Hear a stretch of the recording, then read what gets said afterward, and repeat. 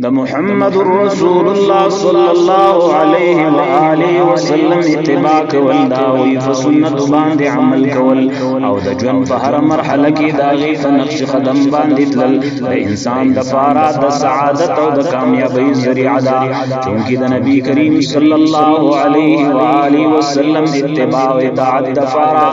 بشمیر فواید بیان شوی جناب محمد رسول الله صلی الله علیه وسلم اتباع د الله د محبت او د ګناہوں د مغفرت ذریعہ ده کس چې په اقوال او اعمال او اخلاق کې د رسول الله صلی الله علیه وسلم اتباع کوي نو داسې کسر الله رب العزت محبت کوي او د الله جل شانه محبوب جوړيږي ځکه الله جل شانه فرمایي قل ان كنتم تحبون الله فاتبعوني اے پیغمبر ته خلق کو آیا کچری تاسو د الله سره پر اختیار محبت کوي او د دې محبت په وجه دا غواړي چې الله تاسو سره محبت وکړي د دې مقصد حاصلولو لپاره فاتبعوني تاسو زما تابعداري وکړئ يحببكم الله ويغفر لكم الله تاسو سره محبت وکړي او تاسو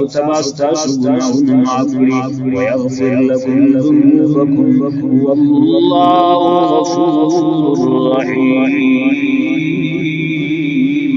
او الله بخون کے مہربان دے دې آیات نه دا خبره معلومه شو چې منکس د الله جل جلاله ته محبت دعوه کوي نو دا د فار دا واجب او ضروري ده چې د رسول الله صلی الله علیه وسلم اتباع کوي ځکه د نبی کریم صلی الله علیه وسلم د اتباع نه بغیر د الله د محبت دعوه کول باطل او دروغ ده حافظ ابن کثیر رحمه الله د دې آیت دلالت کوي هذه الآیه الکریمه حاکمة